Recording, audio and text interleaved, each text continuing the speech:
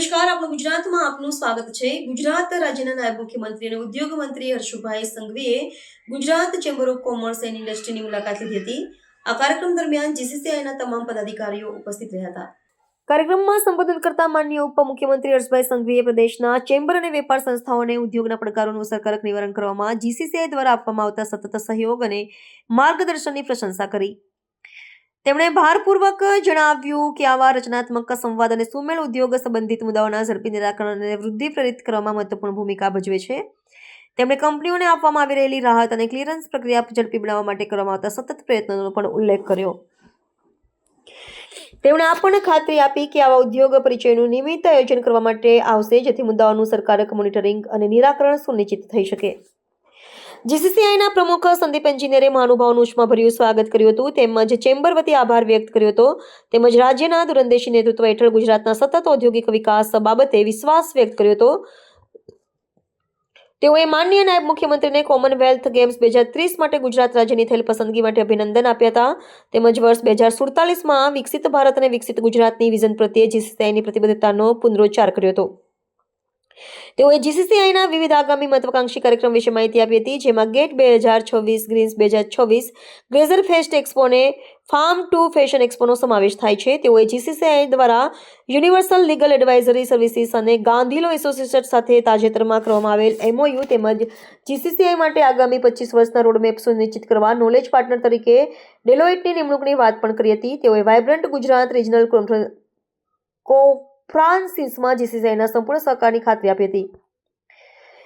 કાર્યક્રમમાં હાજર રહેલા વરિષ્ઠ બ્યુરોક્રેટ્સમાં મિસ મમતા વર્મા, આઈએએસ પ્રિન્સિપલ સેક્રેટરી ઉદ્યોગ અને ખાણ વિભાગ, પી સ્વરૂપ, શ્રી પી સ્વસ્વરૂપ ઉદ્યોગ કમિશનર તથા મિસ પ્રવીણા ડીકે, આઈએએસ માન્ય ઉપાધ્યક્ષ અને મુખ્ય કાર્યકારી અધિકારી જેડીસીનો સમાવેશ થયો હતો.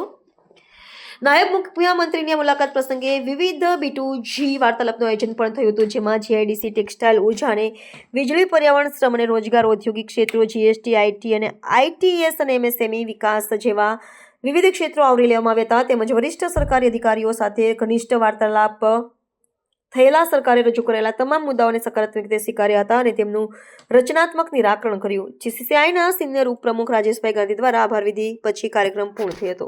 આજે તમને સૌને સાંભળવાના કાર્યક્રમમાં મને બોલવા ઉભો કરી નાખ્યો. એમ કહેવાય છે કે સામાન્ય રીતે સંકલન સારું હોય, ચર્ચાઓ જો વારંવાર થતી હોય અને એ ચર્ચાઓમાં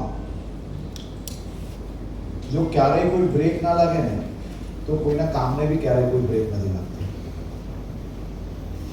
આજની આ બેઠકમાં આપની સૌની વચ્ચે ઉપસ્થિત શ્રી સંદીપભાઈ એન્જિનિયર, અજયભાઈ પટેલ, મમતા વર્મા, શ્રીમતી પ્રવીણા ડીકે, શ્રી પી સ્વરૂપજી, શ્રી રાજેશભાઈ ગાંધી, અપૂર્વભાઈ શાહ, વિરેન્દ્રસિંહ જાડેજા, ગૌરાંગભાઈ ભગત, અહીંયા ઉપસ્થિત અમદાવાદ અને રિજનલ ચેમ્બર ઓફ કોમર્સના સૌ હોદ્દેદારો, હું સર્વપ્રથમ આપ સૌનો આભાર માનવા માંગુ છું. એક રાજ્યના એક નાગરિક તરીકે વધુમાં વધુ લોકોને આપ સૌ લોકોએ જે રોજગારી આપી છે તે બદલ હું આપનો આભાર. ભાષણ કરવાના કોઈ મૂડમાં આવ્યો નહોતો, પરંતુ પકડાયું છે એટલે નેતાને જરાક 2-4 વસ્તુ કહેવી પડે એટલે કહી લઉં છું.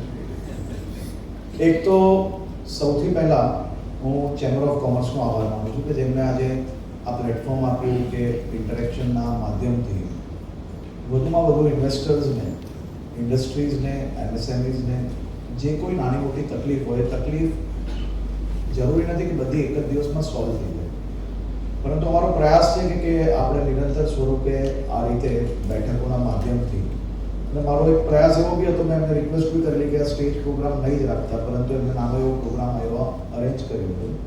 અમારું મન વધુમાં વધુ નાના ગ્રુપમાં બેસીને તમને લોકોને ડેલી રૂટીન બિઝનેસની અંદર શું તકલીફો પડે છે, કઈ વસ્તુ એવી છે કે જે બદલવી જોઈએ, કઈ વસ્તુ એવી છે કે જેમાં અમારે આપ સૌની સાથે ઊભા રહેવું જોઈએ, અને અમારે એવું લાગતું હોય કે અમને એમ તમને કેવા જેવું લાગતું હોય કે તમારે કઈ જગ્યા પર ઊભું રહેવું જોઈએ. તો એવી ડિસ્કશન્સ આપણી ચાલુ રહે. અમે એક પ્રયાસ કરીએ છીએ કે આજની આ બેઠકની શરૂઆત થઈ છે ફૂલ ઓફ ગવર્મેન્ટના એપ્રોચથી અમે આપ સૌ લોકો અલગ અલગ ડિપાર્ટમેન્ટોમાં ધક્કા ખાવાની બદલે ચેમ્બર ઓફ કોમર્સ જોડે મળીને રાજ્યના રિજનલ સેક્ટરની અંદર જેમ કે અમે આવનારી બેઠક હવે રાજકોટ કરવાના છે. તો રાજકોટ જઈએ તો જરૂરી નથી કે હું એટલો જઈશ કે ઇન્ડસ્ટ્રી ડિપાર્ટમેન્ટના સેક્રેટરીઝ કે એટલા લોકો છે. અમે હોલ ઓફ ગવર્મેન્ટ એપ્રોચ જોડે આવનારા દિવસોની અંદર રિજનલ મિટિંગ બી કરવા માંગીએ છીએ. એ મિટિંગમાં અમારી અપેક્ષા માત્ર એટલી છે કે તમે જ્યારે કોઈ કમ્પ્લેન્ટ્સ કે તમને જ્યારે કોઈ આઈડિયા આપો તો એ જેનરિક કે જનરલ આઈડિયાઝ ના હોવી જોઈએ.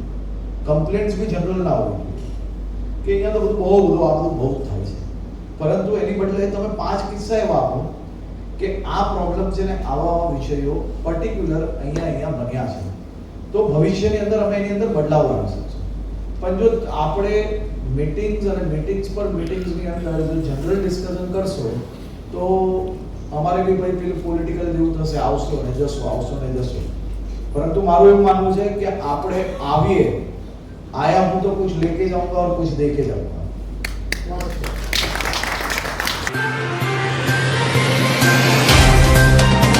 तो व्हाट्सएप, ट्विटर, फेसबुक, इंस्टा जहाँ भी आपका अकाउंट है इसे शेयर बटन के द्वारा वहाँ पर शेयर करें